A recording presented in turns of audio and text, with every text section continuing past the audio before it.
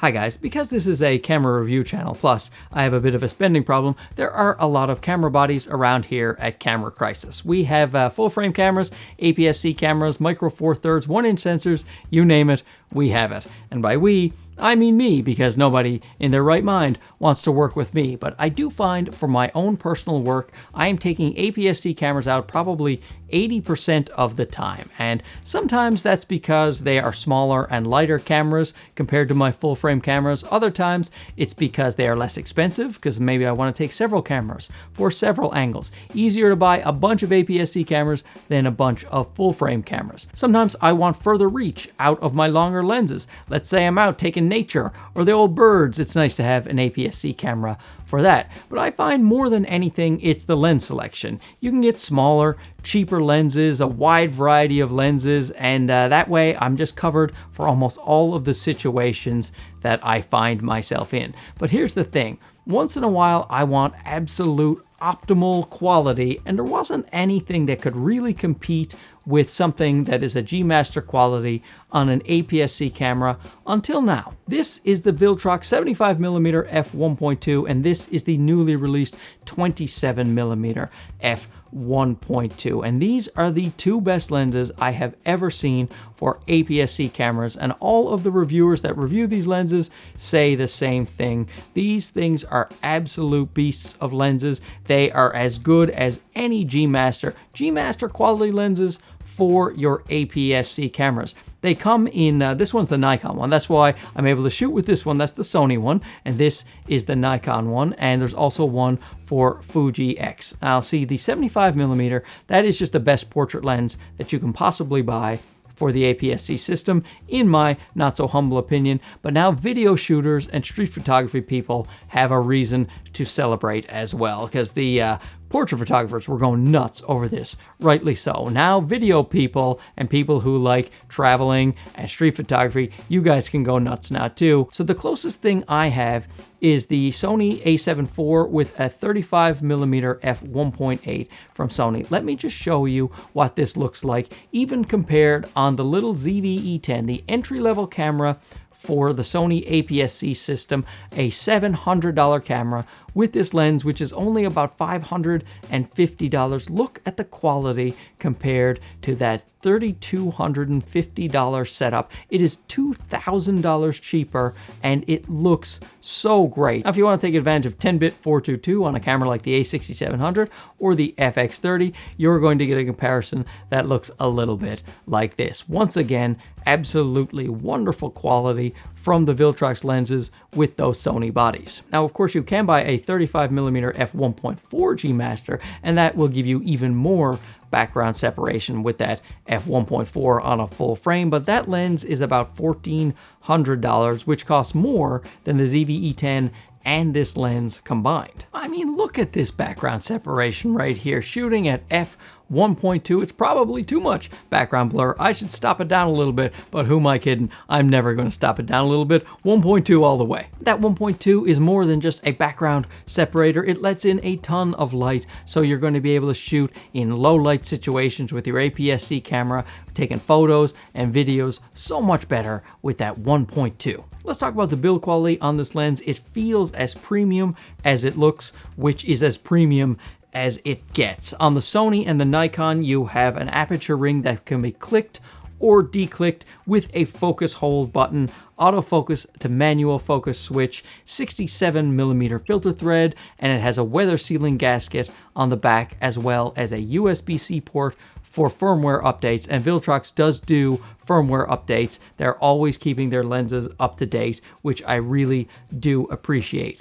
It has a plastic lens hood, which is nothing to write home about, but it is a lens hood to help you with flaring. And it also comes in this nice little carrying bag. Now, I should tell you, the Fuji version of this lens, the aperture ring, it is there and it clicks, but you can't declick it. There's no switch for clicking or declicking at the moment, and there is no focus hold button. I don't know if they'll change the casing later on, but currently in March 2024, those things don't exist on the Fuji, but they're there on the Nikon and the Sony. Gotta talk about sharpness. Everybody loves talking about sharpness, and this lens is pin sharp, tack sharp, not just in the center, but right to the corners, even at f 1.2. It gets a smidge, if you're pixel peeping at 400%, it's a tiny bit sharper when you stop the lens down to say f2 or 2.8, but not much sharper. It is sharp right from f1.2 pretty much all the way to f16. It is a wonderfully sharp lens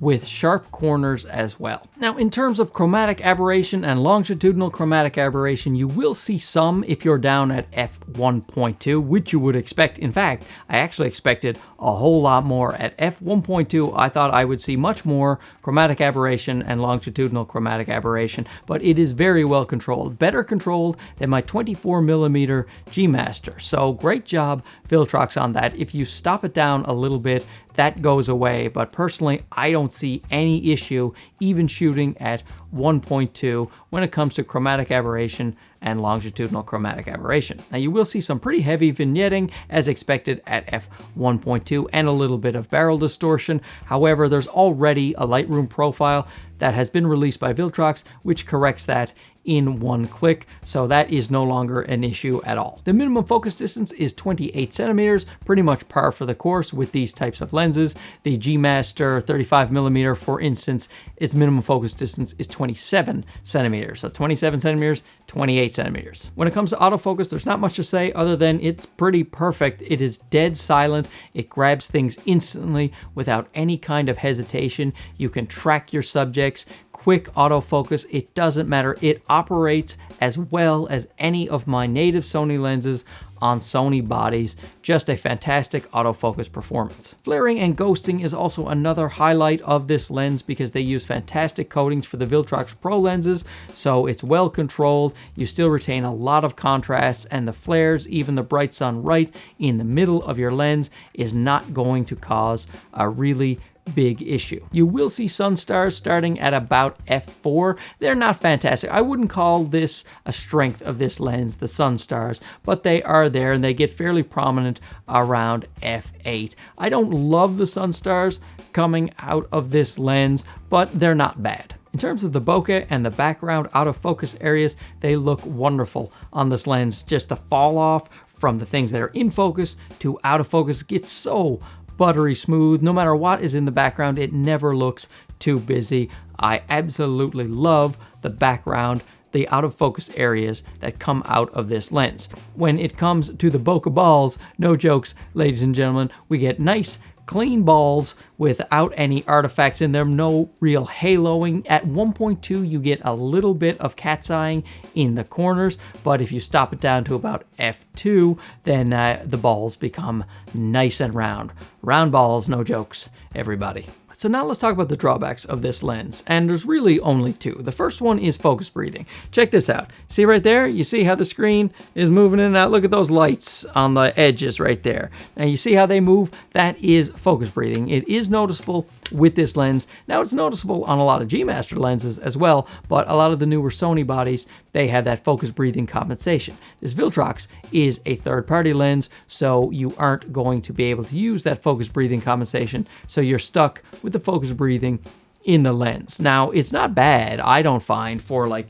everyday shooting. It's just when you're trying to do those very long focus pulls, or if you're having some photos and you're doing a lot of focus stacking, then it may become a bit of an issue for you. For me, not a deal breaker, not a deal breaker at all. It is just that it's something to be aware of when you're trying to do long focus pulls. The other thing I would say is that it's a bit heavy. The 560 grams, especially on something like a little ZV-E10, a smaller, lightweight APS-C camera, it certainly gets a nice bit front heavy. It is a bit of a chunky boy on your camera. Now, I think it looks fantastic on the FX30. It feels like it's made for the FX30 that I'm shooting on right now. But if you have a smaller, lighter weight camera, it is a bit of a heavier lens. With the 75mm and the 27mm 1.2 from Viltrox, these pro lenses, we finally have G Master quality lenses on APS-C bodies. You cannot do any better than these lenses. They are wonderful. And if you have APS-C, if you have Nikon, Fuji, or Sony, don't hesitate to pick these up, because for what they cost, I mean, if you told me these lenses cost twice what they cost, I would say, yeah, that makes sense to me. But the fact that they cost what they cost, which is a fraction of the price of a G Master lens. I am just really, really pleased with what Viltrox is doing. I can't wait for them to make more lenses. I will just get them all. I absolutely love these Viltrox lenses. Let me know down below if these lenses float your boat. If they don't, why not? And we'll have a nice little discussion about it. Hey, thanks for watching this. We'll talk to you again soon. Okay, bye-bye. Normally I do a thumbs up, but I'm holding two lenses, so I can't do that.